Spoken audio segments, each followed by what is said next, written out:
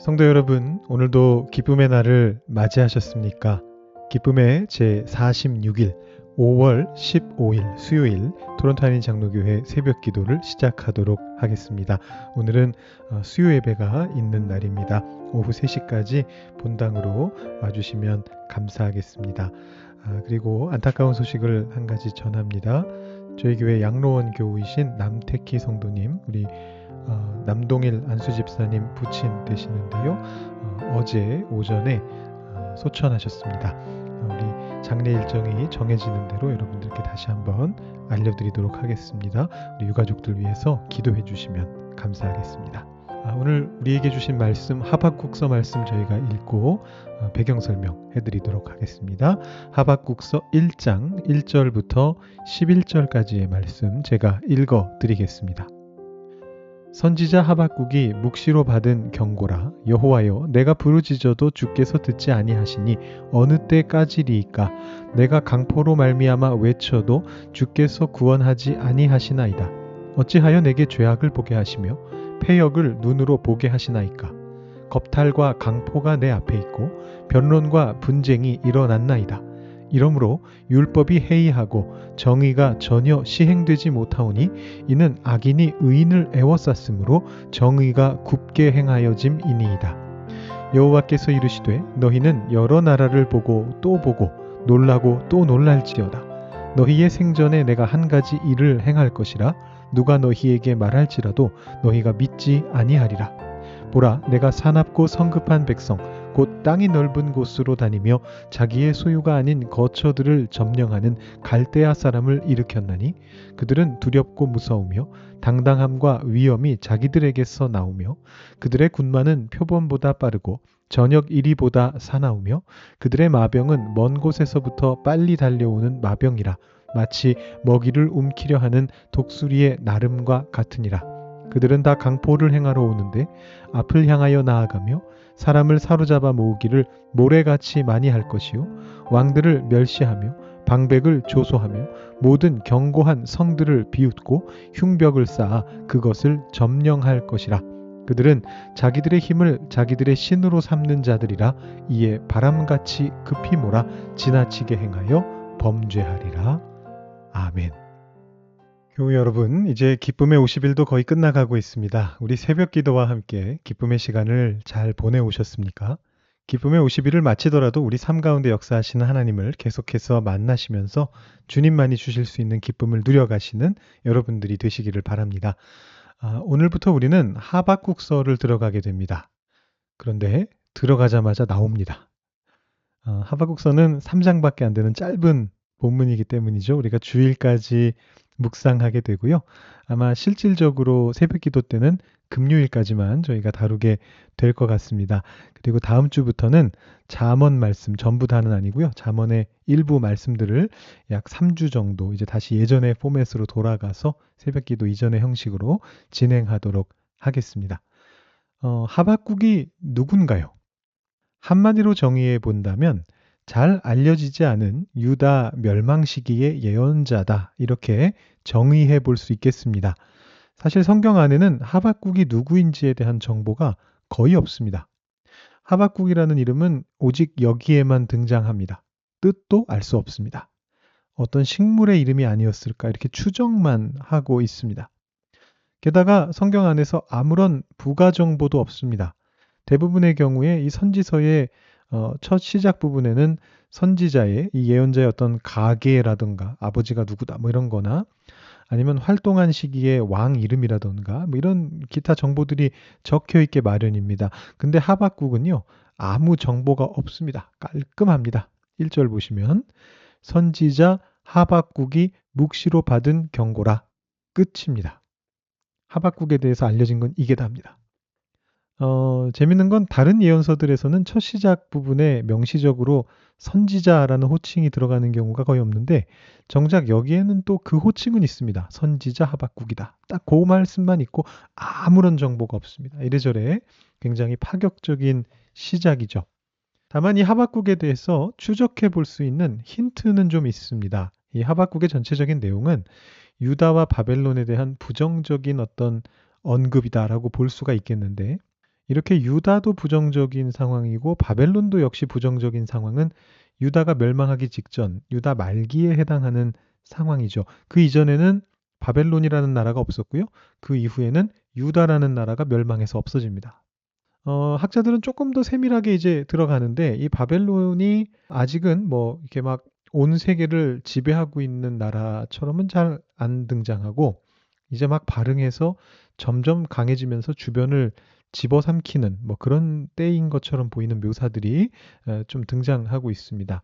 그리고 유다는 굉장히 부정적으로 묘사가 되고 있습니다. 그래서 아마도 유다 왕이 선한 왕이었던 시절은 아닌 것 같습니다. 그래서 이런 이유 때문에 대략 언제 정도로 추정을 하냐 하면 두 가지 정도 후보가 있는데요.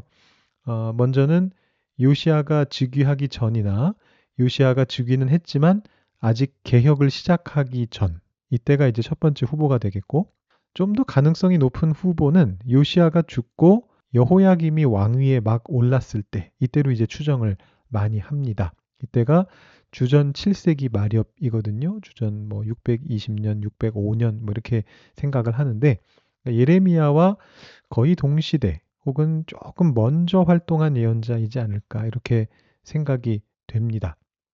이 7세기 예언자들 이때는 이제 북왕국은 이미 멸망해서 유다에서만 활동을 했는데요. 대표적인 사람으로 예레미야가 있고요. 그 외에 나훔, 뭐 하박국, 스바냐 이런 사람들이 이제 포함이 되는데요. 이때 당시에 북이스라엘 왕국은 이미 아수르에게 망했지만 더 약소국인 남왕국은 살아남았습니다. 근데 말이 살아남은 것이지 말 그대로 바람 앞에 등불이 되었다라고 볼 수가 있습니다. 7세기에 있었던 일 중에 하박국보다는 조금 먼저라고 보여집니다만 히스기야 시대에 아직 아수르가 막강하던 때 아수르 왕 산헤립이 유다 전역을 휩쓴 일이 있습니다. 이 내용은 성경에도 등장하고요. 여러분 열왕기하에서 보실 수가 있고 산헤립이 남겨놓은 기록에도 등장을 하는데요. 이 산헤립이 남긴 기록에는 자기가 마치 그 히스기야를 새장에 가둔 새처럼 만들었다. 이렇게 말하고 있습니다. 예루살렘 하나 빼고는 다 아수르 군대에 짓밟혔거든요. 그래서 예루살렘에 이 히스기야가 홀로 남아서 숨어 있는 모습을 내가 그를 새장에 가둔 새처럼 만들었다. 이렇게 기록해 놓는 그런 내용을 찾아보실 수가 있습니다. 제가 이 내용은 나중에 조금 더 자세하게 우리 미션 토론토 칼럼에서 다루려고 하는데요.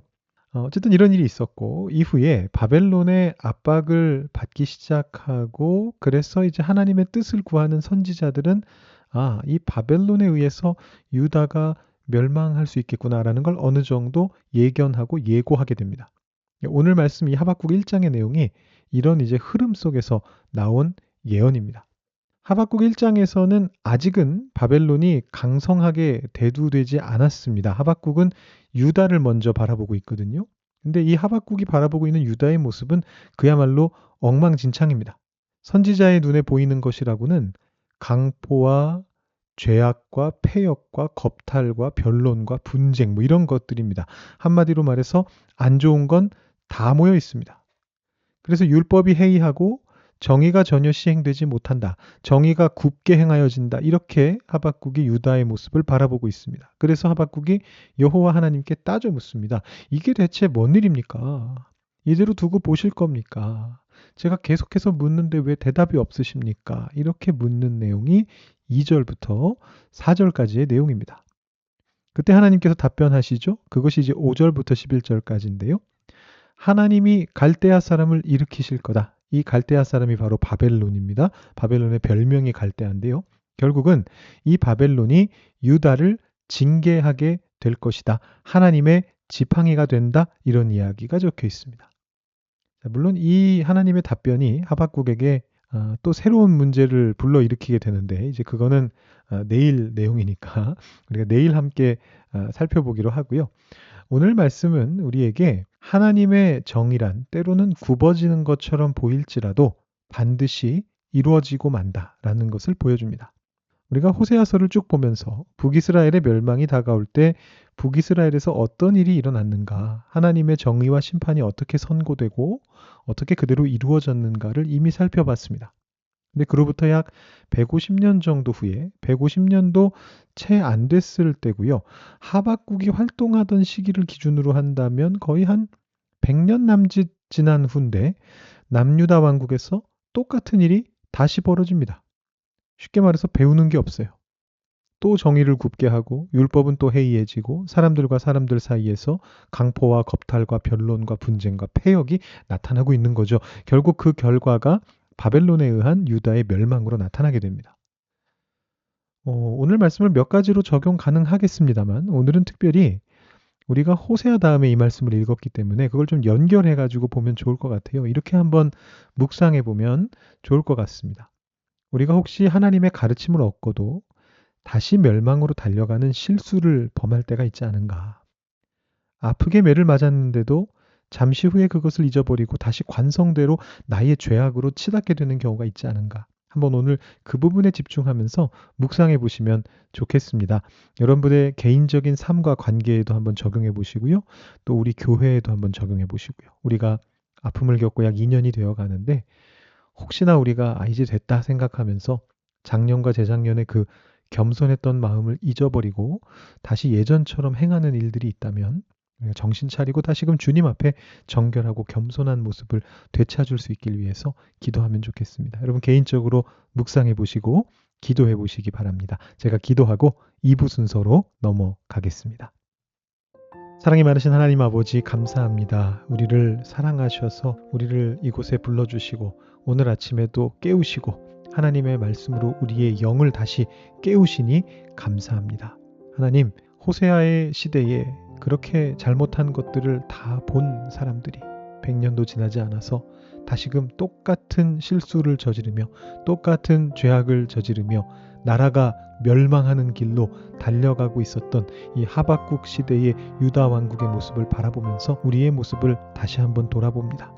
우리는 혹시 우리의 아픈 과거를 잊어버리고 다시 우리의 죄악을 향해서 관성적으로 나아가고 있지 않은지 우리의 삶을 다시 한번 점검해 봅니다.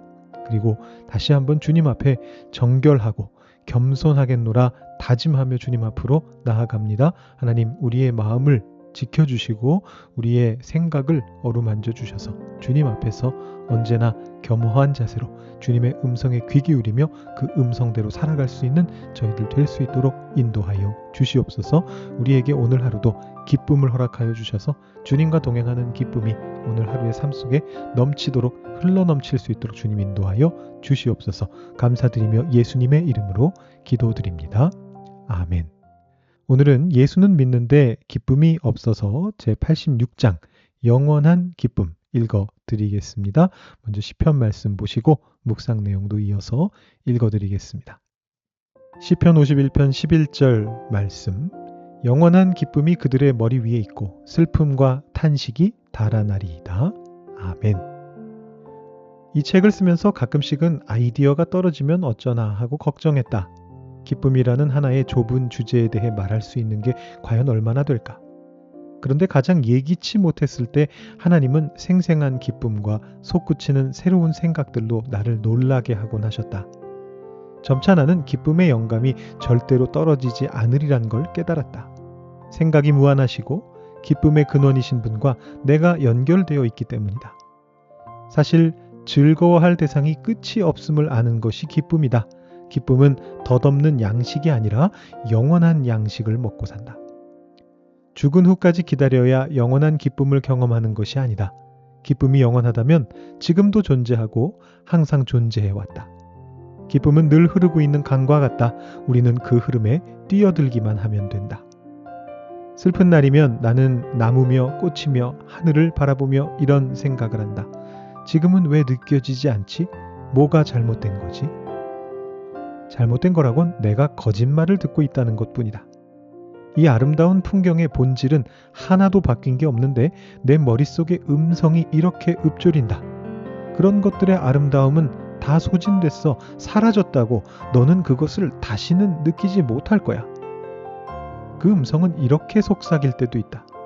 아름다움은 그대로 있지만 네 손에 닿을 수는 없어. 혹시 내일은 몰라도 오늘은 안 돼. 오늘은 이미 망가졌거든. 네가 망쳐놨잖아. 네가 에덴 동산에서 쫓겨났다는 사실을 잊었어? 이것은 거짓말이다. 하나님의 피조물의 아름다움은 영원하고 이 거짓 음성을 들은 것이 애초에 우리가 쫓겨난 이유이다. 우리는 거짓의 아비에게 놀아나기를 언제까지 할 것인가? 실험이 진행될수록 나는 불행이 환상임을 깨달았다. 불행은 부지 중에 나를 덮쳐 불길한 안개처럼 내 생각 속에 스며들곤 했고, 그래서 나는 무슨 일이 벌어진 건지 한동안 알아차리지 못할 수도 있었다. 그러나 알아채자마자 나는 거짓의 안개를 떨치고 행복한 진리를 쬐는데 점점 능숙해졌다. 이제는 그 일이 나도 놀랄 정도로 쉽다. 전에는 몇 시간 혹은 며칠씩 가던 울적한 기분을 이제는 한순간에 떨칠 수 있다. 그 출처와 덧없음을 인식하기만 하면 된다. 비신자들에게는 불행은 현실이며 그래서 영원히 지속된다. 그러나 신자들에게 불행은 지나가는 것이므로 현실이 아니다. 모든 고생에 대해 우리는 이것도 지나가리라 라고 당당히 말할 수 있다. 온전한 기쁨은 천국에서 영원히 우리 것이며 그에 비하면 현재의 고달픔은 잠깐 동안의 그림자일 뿐이다. 이 땅의 기쁨도 장차 올 기쁨에 비하면 그림자에 지나지 않지만 그래도 우리는 지금 여기서부터 천국을 건설하도록 부름받았다. 자신의 부족함을 한탄해봐야 소용없다. 하나님의 능력이 약한 데서 온전하여진다는 사실 덕에 우리는 천국의 이편에서도 그리스도의 장성한 분량이 충만한 데까지 이를 가능성이 무한하다. 목적지가 분명하기에 우리는 마치 이미 그곳에 도달한 것처럼 지금부터 기뻐할 수 있다. 기쁨은 한번 보면 영영 잊히지 않는 절경과 같다. 때로는 그 자리를 벗어나 헤매는 것 같고 어떻게 돌아가야 할지 막막하지만 결국 우리는 그곳이 저기 어디에 있지 않고 여기 우리 안에 있음을 깨닫는다. 그곳은 우리 마음속에 영원한 곳이다. 이 진리를 분명히 이해할수록 우리는 영원한 기쁨을 지금 더 맛볼 수 있다. 오늘 묵상은 어제 묵상과 연결이 됩니다. 책의 장수로는 5장이 차이가 나는데 내용은 신기하게 연결이 되네요. 어제의 묵상이 기쁨 그 자체가 끊임없이 배가 된다라는 그런 내용이었다면 오늘의 묵상은 우리가 기뻐할 대상인 하나님께서 영원하시고 끝이 없으신, 한이 없으신 분이시라는 사실 때문에 우리의 기쁨이 지속된다라는 그런 내용을 다루고 있습니다. 오늘 하박국 1장 전체 배경 설명을 하느라 앞에 내용이 길어져 가지고요. 오늘은 더 많은 코멘트 없이 핵심적인 문구만 다시 한번 읽어드리고 이 시간을 마치도록 하겠습니다. 제가 읽어드린 후에 각자 묵상하시고 새벽 예배 마치시기 바랍니다. 즐거워할 대상이 끝이 없음을 아는 것이 기쁨이다.